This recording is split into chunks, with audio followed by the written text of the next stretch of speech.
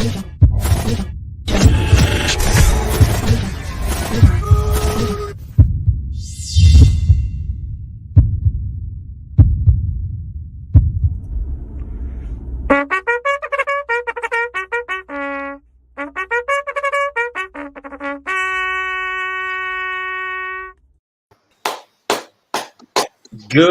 morning, good morning, good morning.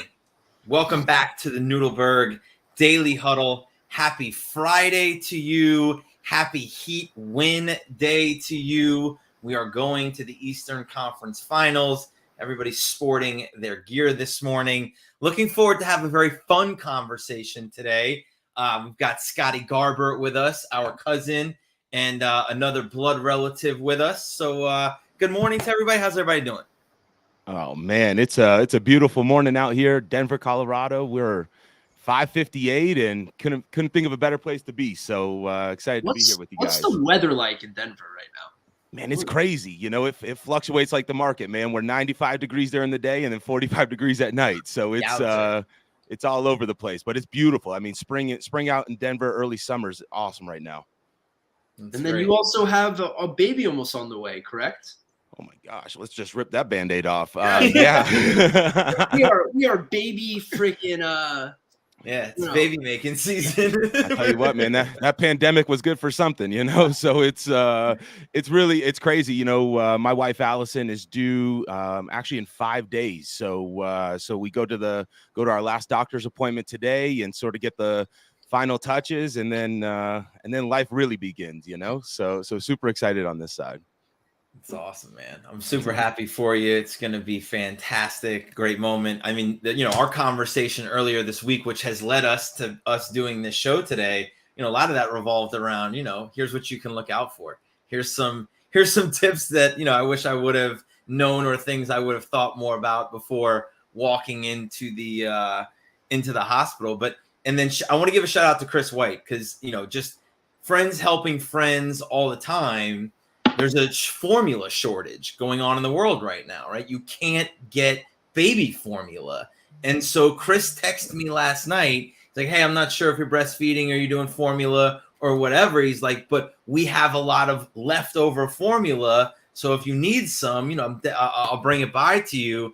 And so just always thinking and looking to help. Chris, I appreciate that so much, because Knowles always help Knowles. But let's get to some wake-up music, and then we're going to come back, and we're going to have some great conversations about blockchain technology, about cryptocurrency, which had an absolutely horrific day yesterday. We're going to talk about NFTs. We're going to talk about how all of this technology affects NILs and the college game and these students, and what the future may look like.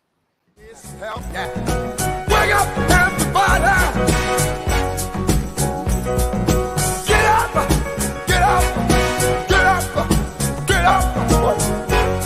Wake up, come on, wake up, everybody, teach a new way, maybe then they'll listen what you have to say.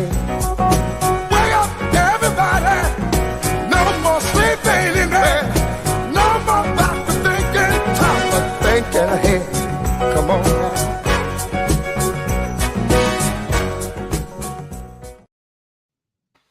All right, so I got to say something real quick, because I watch the huddle from bed just about every morning. And so for the last 9 months, my wife has been pregnant, and that little baby has heard Teddy P every single morning. And I'm telling you, she is so excited. She's sitting in bed this morning, and she does not have to hear the huddle. I'm not walking around in the kitchen with it on my cell phone, but the baby's going to come out with good taste. Man, baby's going to come out listening to good music immediately. Teddy P, if that's what we have to listen to calm her down, man, it's going to be a good little run here. So I do have to give a shout out. I do have to give a shout out to my buddy Jake Levy, is here from London. He went over there. He is a giant Tottenham fan. So if you follow soccer, you know it's a massive win. Happy he got to experience that, and happy that he's here with us today. Go send the pics, Jake. We got to see some pictures of the trip and of the game. It's awesome. So great stuff last night. Big Heat win. Panthers play tonight. That's your sports update for us. But I'm excited to have this conversation today, because we live with technology, right? Like all of us use the internet every day, but how many people in this huddle could tell me how the internet works, right? Or we're all saving things to the cloud now. Does anybody know how the cloud works? Where the cloud is, how it happens, who created the cloud, where it goes, what it does. You know, we use Wi-Fi consistently. Can anybody tell me how Wi-Fi works? So as we move forward and we continue to add new technologies and there are new philosophies, new theories that come out, I think it's important for us to always remember that, like, we use a lot of stuff that we have no idea how it works. Majority. Like if your Wi-Fi breaks, your number one move is to go unplug the router and plug it back in. And if that doesn't work, you're at a loss for words. Then you're like, I got to call somebody who really knows what's happening. So I hope that we'll all keep an open mind as we walk into these conversations, because we're first going to start talking about blockchain so that we have an understanding of what the tech, right? Yeah. And Dad says the algorithm, right? Like nobody really knows how the algorithm works. I mean, you can have a concept of what it is, but unless you're a coder or unless you're one of the persons like sitting in the basement at Twitter, so, you know, moving things right and left, saying send this to people's timelines or don't send this to people's timelines, we use things all the time and have no idea how they work. So let's start, Scotty, since you're the expert on this. Jeez, and the reason I'm excited about this is because Scott's going to explain this to us in layman's terms. Well, I think, Scott, you should give us kind of a perspective of how you kind of got into this. That's a great point. Good job. What your background is. Let the huddle know, for those of you who don't know you, who you are, and how you got here. Love that. So this is actually going to be really cool. And, you know, I don't think, you know, my uncle Steve actually knows this is coming, but a lot of this is deeply rooted in the ideology and methodology that he took to the business world. And so I believe, you know, what you're exposed to early in your career starts to shape the way that you digest concepts, you perceive concepts. And so, you know, I was very fortunate, well before the huddle, to watch this human start to identify things that were on the cutting edge, right? And really push the needle, and not only be able to go ahead and say, this is what's cool and hot, but I'm going to break this down to you so that you can come on the train with me, right? And so whether that was cell phones in the Heat locker room, right? Whether that was LinkedIn before LinkedIn is what it is now, you know, I remember these conversations and it was like, yo, Scott, like you got to be on LinkedIn. Excuse my mouth, but what the fuck is LinkedIn? Like, I mean, I have no clue what this is, you know? And so, and he goes, no, this is a place where we can build community. This is a place where you can evolve networking. And then you layer on videos. And so I think it was really neat, right? I became insatiably curious about not where the puck is at right now, but where's the puck going, right? And so that's not something that I can take credit for. So it really comes full circle here when it's like, man, I get to come back on the Daily Huddle and talk about this concept where it was like, I can't front. Like if I didn't have you guys as sort of these, like, I don't know, guidance Sherpas, like I wouldn't be thinking about it like this, right? I'm not some expert. I'm not a smart guy, right? Like I'm just another person, which I think is what I want to set the foundation with. We're all just people, right? Like, and so when you think about this, I don't know how many people have taken a step back just to think about what a computer is, right? But your brain is a computer. Right. So when you think about this, we tap into 18% of our brain maximum right now that we truly understand. So we're just taking thoughts from our, you know, higher consciousness and now able to go ahead and put that into a screen.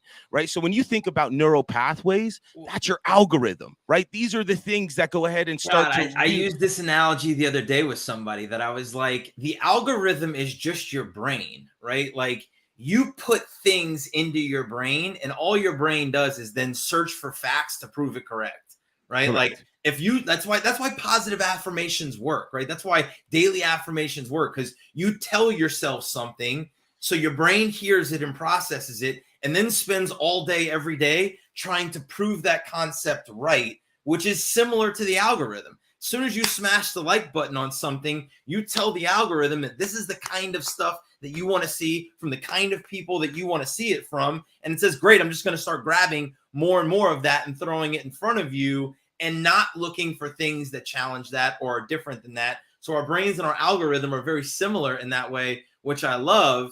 But I think let's kind of move towards like, okay, let's break down what what does moving forward look like? And like at the root of all of this cryptocurrency and NFTs and all of that is this technology, which at the end of the day, we're all using technology. We're all moving 100%. forward with it. There's no real denying that. 100%. And so just like the brain is always evolving, so is the technology, right? And so that was sort of where I was going with this. So in order to understand where we're at, we just have to take a quick step back, right? So when you understand Web 1.0, right, the infancy of the internet, it was mainly used by companies to go ahead and disseminate content, right? So when you think about how this was all evaluated, it was on page views, and we were monetizing via banner ads. Right. So that's when this all started. So then we go ahead and we leapfrog from dial-up internet and the .com era into this, what we'll call Web 2.0. Right. So Web 2.0 became very community focused. Right. We started to see social media pop up, blogs. We started to see all the way, instead of web forms, now we saw web applications, which was really cool, right? So now we were able to go ahead and, track things like cost per clicks, right? We could start to monetize this in a different way. But what's interesting in Web 2, we developed a mentality that if you don't pay for the product, you are the product. Right. So everyone's like, I'm getting this for free. But yet we hate the conglomerates that are monetizing off the back of this, right? So I think that's what's really interesting when we look at just the morning huddle here. Everyone's showing up. Marc, Steve, Jake, we're giving out content, right? Who's benefiting from this? LinkedIn is making money off of this show every day, right? And like YouTube the fact that we're creating content that brings people to the platform as soon as people sign on to the platform. And I want to really put that in layman's terms for people. Like that's social media. That's how it works. And they get to then control the payout is correct. LinkedIn. And LinkedIn's not paying content creators right now that I know of, but Facebook, Instagram, TikTok, YouTube, they get to decide what the payout is for the creators at however they feel like. They get to say, you're getting X amount of views on your content. We're going to pay you this. There's no real rhyme or reason. They get to decide. So that's kind of the idea of, even though we're not charging anybody for this and nobody's really paying anybody for this, let's not be mistaken that LinkedIn's making a lot of money off the fact that we're doing this every day. 100%. And there's been a fundamental shift in the market from the big, we'll just use the big news corporations, right? Big news is not where people are going and getting information, right? It's now coming to the individual creator. So before we used to reward the conglomerate, right? Because that's all we had, at our, that was the only way to get the information. Correct. And the capacity wasn't there, right? So based on the technology evolution, and quick sidebar, if anybody gets a chance, there's a book called Technopoly. It was written by Neil Postman. It's really, really interesting. It breaks down different cycles and introductions of technology. And so I think the big key in this is just understanding where we're at in the cycle, because the only thing constant in this game is change. Right. So everyone's trying to create this illusion of control. We don't have it. It's always changing. So we always have to be keeping up with where it's going. Right. So I that little sidebar brings me back to this idea now. So when the market is changing, and now we're seeing all these creators develop in Web 2.0, where it was very community focused. Well, now that content creator or individual has no way to get compensated except hoping that by putting content out there, I'm going to earn business from it. That's a broken system. That's a broken system, right? And so this is sort of how it dovetails into my world. And again, this is my perspective. I'm not saying that this is an expert thought, but I saw a lot of parallels to that into college athletics, right? Where it's like give, yet the athlete had no control. And wasn't receiving any real benefit off of what they were doing, right? Yes, they're getting an education. Yes, they're getting room and board paid for. Like they're living in a dorm and they get meals at a cafeteria 3 times a day, and they get to wear the football gear around campus. Like, okay, that's what they get for being the #1 athlete in the highest paid sport in college athletics. The NCAA, right? The NCAA, think about this, could be Facebook, right? And all of the athletes in it could be the individual content creators. we're going to get some perceived value from it, right. But who's really winning in this equation? Sure. There you go. Great right? Analogy for it. So that's where I started to see these through lines of, okay, now we're going to start rewarding the creator. We're going to start rewarding groups like the Huddle.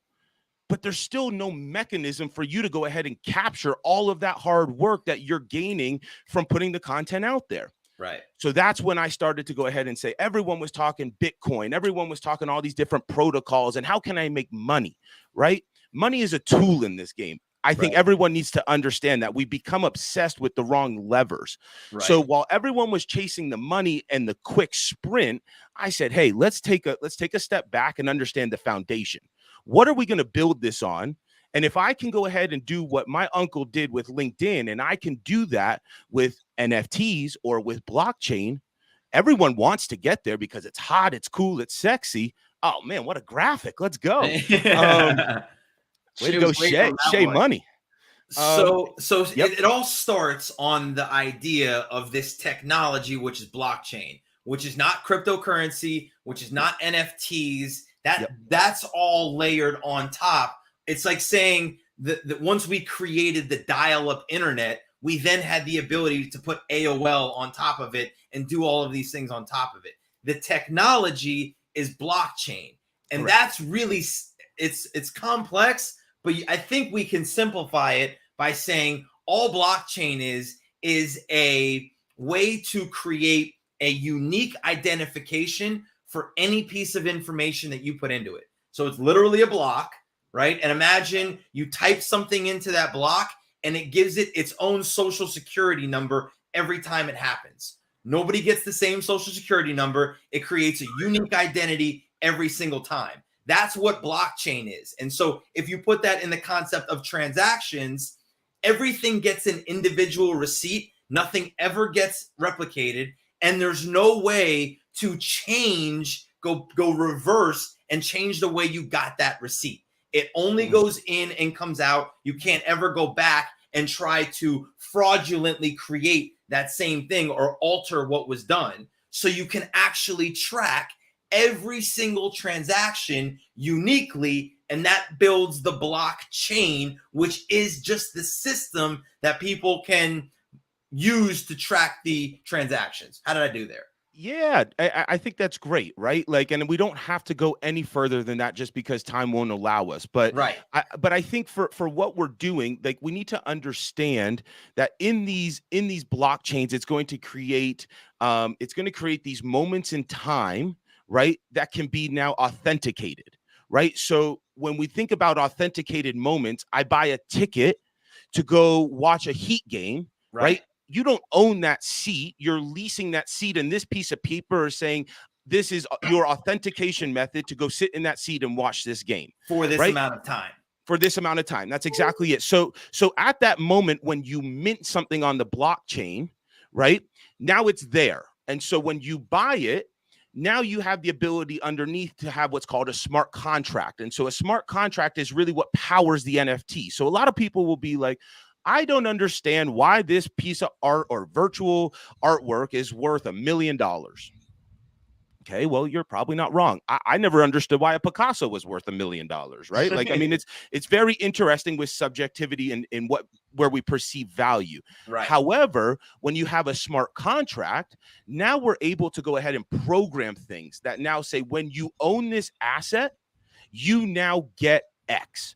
And so in the athlete world, right? And I love the analogy you gave me the other day of that, though. So like, think about the arena. The arena sells or rents the ticket to you. You could then take that ticket and turn it to make money on it, and the arena makes no money on that. Well, if you were to do that in the world of blockchain with a smart contract, the arena would lease you the ticket for that amount of time, right? And they could write a contract underneath it that says, if this ticket gets resold, 5% comes back to the house. So therefore, if you resell it, you're still going to make money on it, but the house is going, or the originator is still going to get money back to them.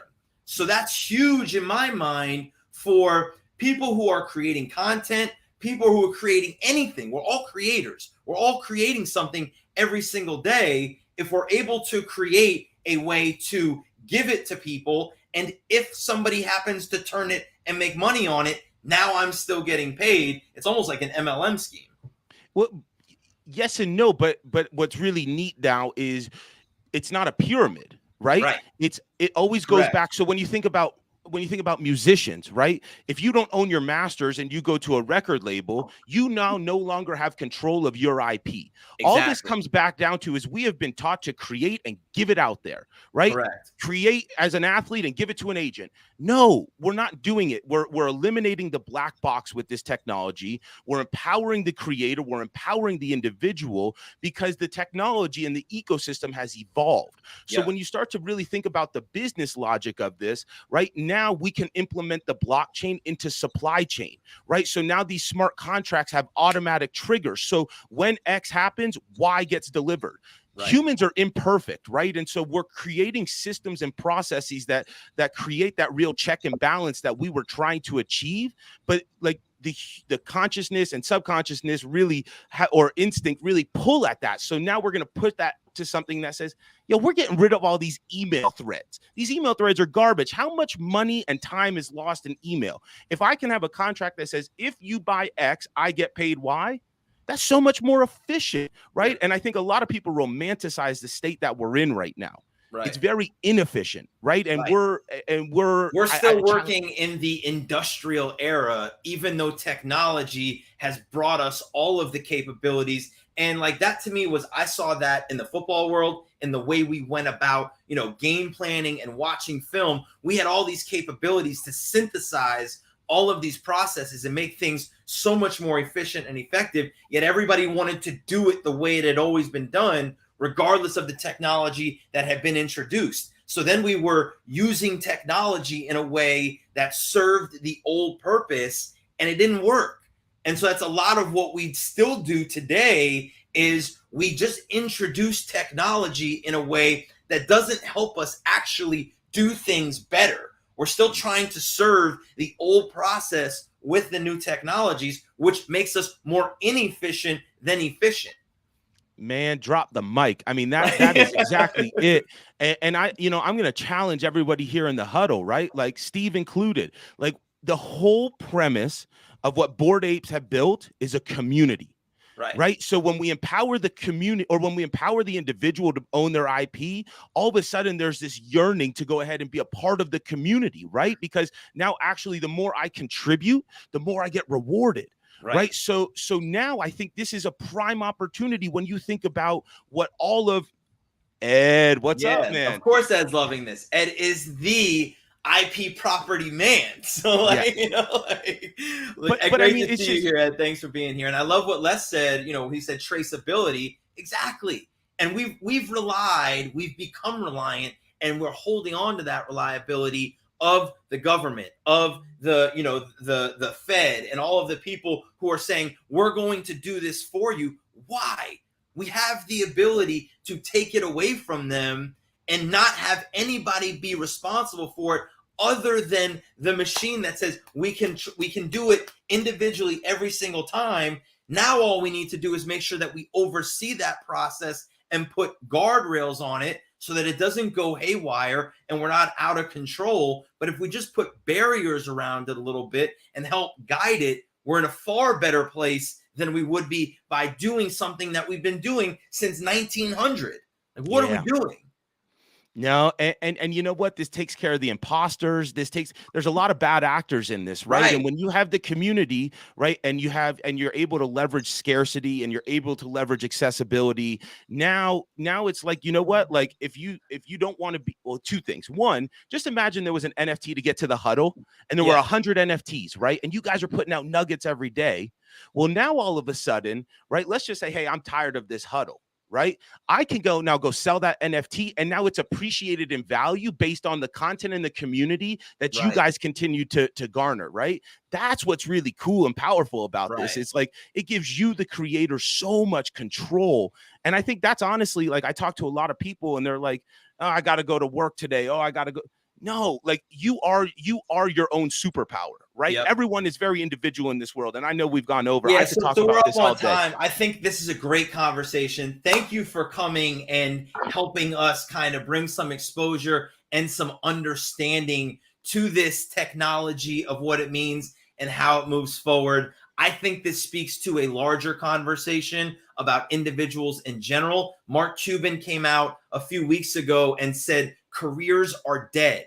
People will no longer work at companies for 30, 40 years. Careers are over. People are going to sign up to do the work, do their individual work, and then move on to the next place or the next things so that we can be our individual selves and own our property. So great conversation. I think we will absolutely do this again. Dad says, come back. I think no doubt about it, because the conversation of NLIs and talking more, I want you to be able to share more about what you're doing with cryptocurrency in Denver and what you're doing with Nike. Share some of that with the crew. So my last thing for the huddle, everybody go start listening and reading.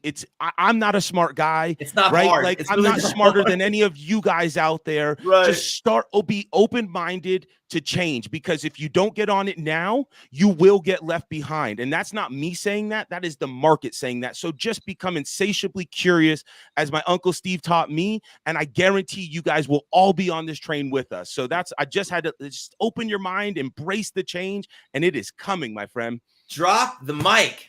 Fantastic Friday. Great stuff. Have a great weekend. The grind includes Saturday and Sunday. We will have, by the way, big announcement. We will have the mayor back on Monday. Mayor Monday is back. Mayor Mikey Udine will be here giving us updates on initiatives, events going on around Broward County. So we're excited about that. But let's go. In the meantime, let's get down to business. Hey. Please don't worry about me.